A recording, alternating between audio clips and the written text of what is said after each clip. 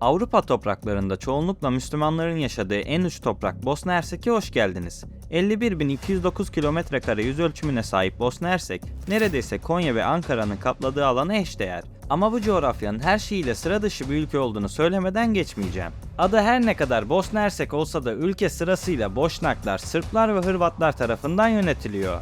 Bosna Hersek 3 milyon 300 bine yakın nüfusa sahip olsa da nüfusun yaklaşık %51'i Müslüman Boşnaklardan oluşuyor. Geriye kalan dilim Bosna Sırpları ve Hırvatlardan oluşuyor. Bu sebeple ülke etnik grupların çıkarlarını temsil etmek ve iç savaş sonrası barışı korumak amacıyla karmaşık bir yönetim sistemine sahip.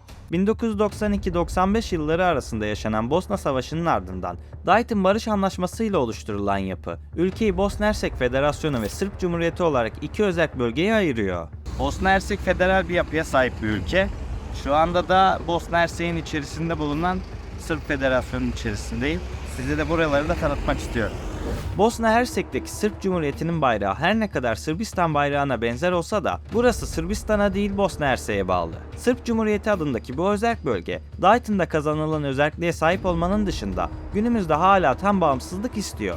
Hatta 2006 yılında bağımsızlık üzerine bir referandum yapıldı. Ancak bu durum Bosna Anayasa Mahkemesi tarafından yasa dışı ilan edildi. Yine Anayasa Mahkemesi tarafından yasaklanmış olmasına rağmen bölgede Sırp Cumhuriyeti Günü askeri geçit törenleriyle kutlanıyor. Bu kutlamalar özellikle de Bosna Hersek'in Sırp Cumhurbaşkanı tarafından yönetildiği dönemlerde sıklık kazanıyor. Sırp bölgesini de gezme fırsatı bulmuş birisi olarak şunu net olarak ifade edebilirim ki Bosna Hersek Federasyonu içerisinde savaş izlerini net bir şekilde görebiliyorsunuz. Şehir mermi izleri ve şehitliklerle dolu. Aynı şekilde Sırp Cumhuriyeti'nde de Hristiyan mezarları olsa da Sırp tarafında bulunan evlerde hiçbir mermi izi göremedim. Ülkeyi ziyaret ettiğimde Bosna Hersek, Hırvatları temsil eden Željko Komšić ve Başbakan Borjana Kristo tarafından yönetiliyordu. Fakat Temmuz ayının sonlarına doğru yönetim Boşnaklara devredilecek. Bu durumu basitçe özetlemek gerekirse ülke her etnik grup tarafından 8 ay boyunca yönetildikten sonra yönetim el değiştiriyor. Bosna Hersek'in 3 farklı cumhurbaşkanı ile yönetilmesinin nedeni ülkenin ana etnik gruplarını oluşturan Boşnaklar, Sırplar ve Hırvatlar arasındaki güç dengesini sağlamak gibi görünse de bu durumun birçok dezavantajı ve avantajı bulunuyor. Öncelikle bu sistem çatışmaları önleme açısından önemli. Fakat tam tersi durumlarda mevcut. Mesela olumsuzluklara bir örnek vereyim. Burası Bosna Hersek'in denize açılan tek toprağı olan Neum. Bu yerleşim yeri tüm Adriyatik sınırını ele geçirmiş gibi duran Hırvatların toprak bütünlüğünü bölüyor ve kabaca Hırvatistan'ı ikiye ayırıyor diyebiliriz. Yaklaşık 21 kilometre olan bu ilginç kıyı şeridi, Bosna'nın Adriyatik denizine erişimini sağlayan tek bölge. Dolayısıyla ülke için oldukça stratejik öneme sahip. Aslında pek de böyle sayılmaz. 4 yıl süren Bosna-Hırvatistan Savaşı'ndan sonra bu topraklar, Hırvatların tüm baskı ve çabalarına rağmen Dayton Anlaşması ile Boşnaklara verildi. Fakat acı bir gerçek var ki, Bosna Hersek'in yönetim biçimi bu bölgenin stratejik özelliğini sindiriyor. Neden mi? Çünkü Bosna Hersek denize kıyısı bulunan tek toprağına liman yapmak yerine Hırvatistan sınırları içerisinde kalan Police limanını kullanarak Hırvatlara bağımlı kalmayı tercih ediyor. Az önce anlattığım gibi Bosna Anayasası'na göre ülkede 3 kurucu grup var. Bunlar Boşnaklar, Sırplar ve Hırvatlar. Dayton Anlaşması'na göre bu gücü 3 etnik ırkın paylaşması gerekiyor. Daha iyi anlaşılması için bir de şöyle açıklayayım. Bosna Hersek'te Cumhurbaşkanlığı seçimi her 4 yılda bir yapılır. Bu 4 yıl boyunca Boşnak, Hırvat ve Sırp etnik kimliğe sahip seçilmiş 3 üye 8 aylık dönemlerle dönüşümlü olarak başkanlık yapar. Yani basitçe söylemek gerekirse adı Bosna Hersek olan bu ülke her 2 yılda bir sadece 8 ay Boşnaklar tarafından yönetiliyor. Yetki sınırlı olunca da yönetimin diğer etnik kimliklerde kaldığı süre boyunca Sırplar ve Hırvatlar Bosna Hersek'in Neum'da bir liman yapmasını engelliyor. İşin daha ilginç kısmıysa Hırvatistan AB'ye tam üye olduktan sonra Bosna Hersek'in kullandığı Police limanına sınırlama getireceğini açıkladı. Bosna yönetimi Neum'a herhangi bir liman yapabilir mi bilmiyorum ama Hırvatlar toprak bütünlüğünü sağlamak ve kendi topraklarına Bosna Hersek otoyollarından geçmemek için buraya bir köprü inşa ediyor. Eğer bu konu hakkında detaylı video yapmamı istiyorsanız videoyu beğenmeyi unutmayın. 2000 beğeni gelirse bu konuyu da detaylıca anlatacağım. Abone olup bildirimleri açmayı unutma. Her şeyiyle sıra dışı olan bu ülkedeki insanların dini tercihleri de bir o kadar farklı. Ülkenin %51'i Müslümanken geri kalan kısmı ise Hristiyan. Ortodokslar nüfusun yaklaşık %31'ini oluştururken Katolikler ise %15'lik bir dilimi temsil ediyor. Pekala, etrafında bu kadar Hristiyan etkisi olmasına rağmen Bosna'da günümüzde nasıl oluyor da bu kadar Müslüman yaşıyor? Akla ilk gelen Osmanlı olsa da aslında Bosna'nın İslamlaşması Osmanlı İmparatorluğu'nun girişinden önceye dayanır. İslamiyet henüz bölgede hakim olmamasına rağmen Bosna komşulara kadar sıkı bir Hristiyan değildi ve bu durum onları yeni bir inanca karşı daha açık hale getirdi. Hristiyanlar 9. yüzyılda Balkanlara misyonerler göndermeye başladığında Bosna Hersek'i imal etmişlerdi. Başlarda Roma ve Konstantinopolis, Balkanları kendi nüfus bölgeleri arasında paylaştırmaya çalıştı. Ancak 1054'teki büyük bölünme sonrası Katolik ve Ortodoks mezhepleri daha belirgin hale geldi. Katolikler Hırvatistan'ı, Ortodokslarsa Sırbistan'ı etkisi altına alarak bu durumu belirginleştirdiler. Bosna ise teorik olarak Roma Katoliklerine bırakıldı. Ancak bu bölgeyi Batı Kilisesi'ne bağlamak için yeterince güçlü değildi. Daha sonra Ortodoks Kilisesi'nin etkisi hissedilmeye başlandı. Ancak bölgede Katoliklerin dışında yeni bir oluşum gerçekleşiyordu. Bu noktada tamamen bağımsız olan ve Doğu ile Batı'nın etkisinden özgür bir Bosna Kilisesi oluşturuldu. Kilise zaman içinde güçlenmeye başladı ve bu durum Roma için hızla bir sorun haline geldi. Aradan geçen yıllar sonrasında Osmanlı Avrupa'ya ilerlemek istiyordu. 1380'lerde Bosna'nın bazı bölgelerini kontrol altına almış ve bölgeyi İslam'ı tanıtmak için ilk adımı atmıştı. Fatih Sultan Mehmet döneminde Osmanlı İmparatorluğu güçlü bir genişleme evresindeydi ve Bosna stratejik konumu nedeniyle önemli bir hedefti.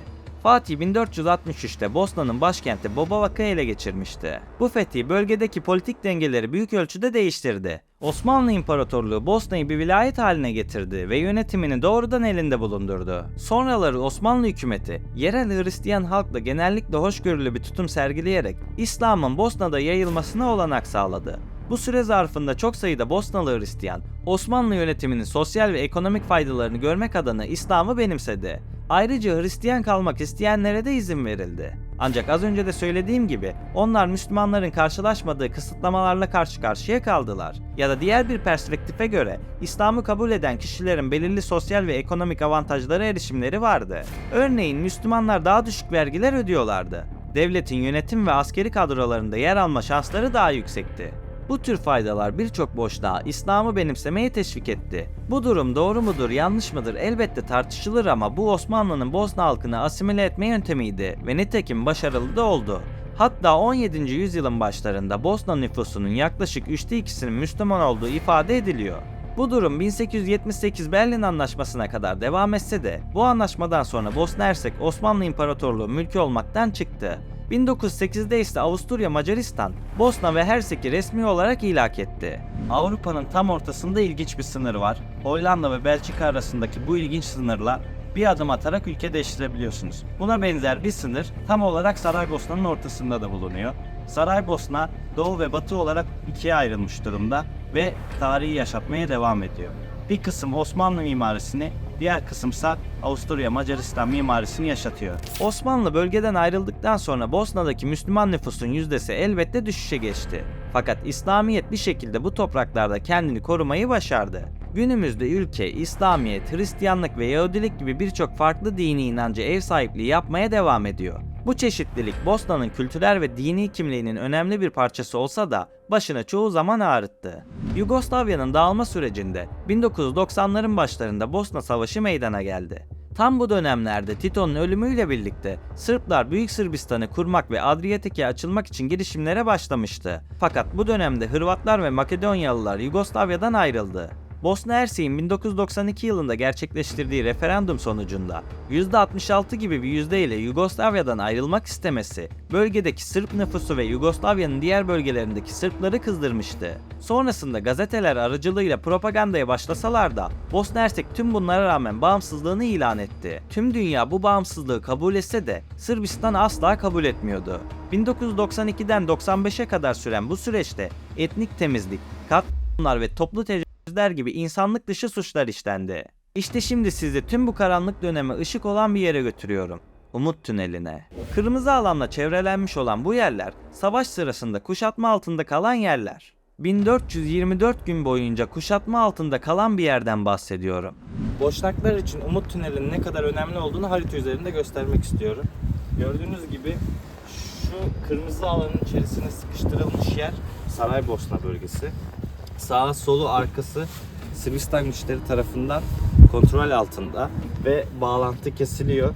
Buraya sadece Birleşmiş Milletler destek verebiliyor, yardım verebiliyor. Fakat bu desteği de İngilizler engelliyor. O yüzden tam şu bulunduğumuz bölgeye bir tünel kazılıyor. Böylece Saraybosna'ya yardım gelmeye devam ediyor. Birleşmiş Milletler bu bölgeyi kontrol altına aldığında İngilizler BM'ye bir mektup göndererek Birleşmiş Milletler'in Müslümanlara yardım edemeyeceğini ifade ediyor. Bu sebepten dolayı Bosna Hersek halkı kuşatma altındaki bu bölgede yalnızlaşıyor ve bu yüzden evin sahibi Kolmar ailesi tünel kazmaya başlıyor. 4 ay 4 gün sonunda tünel bitiriliyor ve yardımlaşmalar başlıyor. Bu tünelin ana amaçlarından birisi sevkiyatı sağlamak. Yeme içme, sağlık malzemeleri, ilaçlar, yaralı insanlar ve hatta politikacılar bile bu tüneli kullanıyordu. Şu anda Bosna Hersek tarihi için çok önemli bir yerdeyim. Çökmüş durumdayım. Bir tünelin içerisindeyim. Burası Umut Tüneli. Bu tünel savaş zamanında Boşnaklara umut olması için yapıldı ve buradan yardımlar getirilmeye başlandı. Buraya gelirken Bosna Hersek Federasyonu içerisinde bulunan Sırp Cumhuriyeti'nin içerisinden geçerek geliyorsunuz. Savaş zamanındaki iki millet arasındaki çatışmalarda burası çok önemli bir yerdeydi. Ayrıca İzzet Begoviç'in de bu tünelden geçtiğine dair bazı bilgiler var. Fakat bahsi geçen bu tünel ortalama olarak 1.60 yüksekliğe sahip ve bir ülkenin bağımsızlığına gidecek kadar önemli. Açıkçası buranın birçok adı var. Umut Tüneli, Yaşam Tüneli, Hayat Tüneli. Birçok umut vaat eden kelimelerle isimlendirilen bu tünel, Boşnaklar için gerçekten de çok önemli bir yer. Sonuç olarak Boşnaklar kendi soylarını devam ettirmek için bir umut olması amacıyla bu tüneli inşa ettiler. Fakat günümüzde bu tünelin sadece 25 metrelik bir bölümü gezilebilir durumda. Bu gördüğünüz başbakanlık koltuğu. İzzet Begoviç tünelden geçerken bu koltuğa oturtturuluyor ve tünelden bu şekilde geçiriliyordu. Yani bulunduğum bu tünel savaşın en canlı örneklerinden biri. Fakat Bosna Savaşı sadece Sırplar ve Boşnaklar arasında geçmedi. Ne yazık ki savaşın bir de Hırvatlarla olan bölümü vardı. Mostar özelindeki çatışmalar esas olarak Boşnaklar ile Hırvatlar arasında yoğunlaştı. Aslında savaşın başlarında Boşnaklar ve Hırvatlar, Yugoslavya'nın dağılması sonucu ortaya çıkan Sırp saldırılarına karşı birlikte mücadele ediyordu. Şu anda Osmanlı döneminden kalan Mostar Köprüsü'nün üzerindeyim. Bu köprünün şöyle bir özelliği var. Bir ucunda Hırvatlar, diğer ucunda da Boşnaklar yaşıyordu. Fakat bu ne yazık ki Bosna İç Savaşı'na kadar devam etti. Ancak zamanla her iki grup arasındaki ilişkiler bozuldu ve Bosna Hersek'te kendi etnik grupların hakim olduğu bölgeleri kontrol etme amacı güden bir rekabet başladı. Bu durum özellikle stratejik öneme sahip Mostar şehrinde şiddetli çatışmalara yol açtı ve 1993 yılında Hırvatlar ve Boşnaklar arasındaki bu çatışmalar zirveye ulaştı. Hersek Bosna Hırvat Cumhuriyeti'nin kurulması ve bu yapı içerisinde Hırvatların Bosna Hersek'in bazı bölümlerini kendi kontrolü altına alma çabaları iki grup arasındaki çatışmayı daha da alevlendirmişti. Mostar bölgesi Bosna İç Savaşı'nda çatışmaların çok yoğun yaşandığı bir yerdi. Özellikle şehirde birçok binanın etrafında mermi izleri hala duruyor. Arkamda görmüş olduğunuz Mostar Köprüsü de savaşın simgesi haline gelmişti ve Hırvat tankları tarafından bombalanmıştı.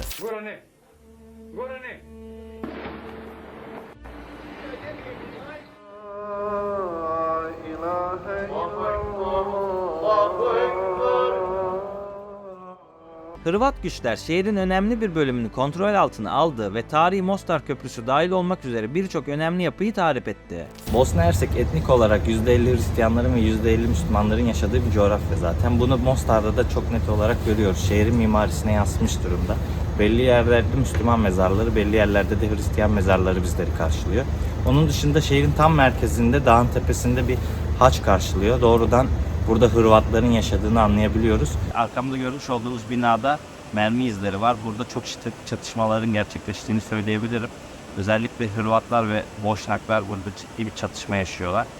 Sadece bu Old Town kısmında değil, ayrıca şehrin diğer mekanlarında da mermi izlerini görebilirsiniz. Savaşın canlı şahitleri olarak günümüzde hala varlığını sürdürüyorlar.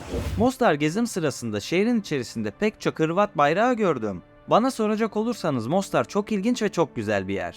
Videoyu toplayacak olursam Bosna'nın önemli bir Müslüman nüfusa sahip olması büyük oranda Osmanlı'ya ve kiliselerin bölgedeki yetersizliğine bağlı. Fakat Bosna Hersek günümüzde Avrupa'daki Müslüman çoğunluğa sahip en büyük ülke olsa da birçok konuda eli kolu bağlı. Geçmişteki savaş izleri bugün bile varlığını sürdürüyor. Hatta bana sorarsanız bu yaralar nedeniyle günümüzde Filistin'e sahip çıkıyorlar. Ülkenin hemen hemen birçok yerinde yarıya indirilmiş Filistin bayrağı gördüm.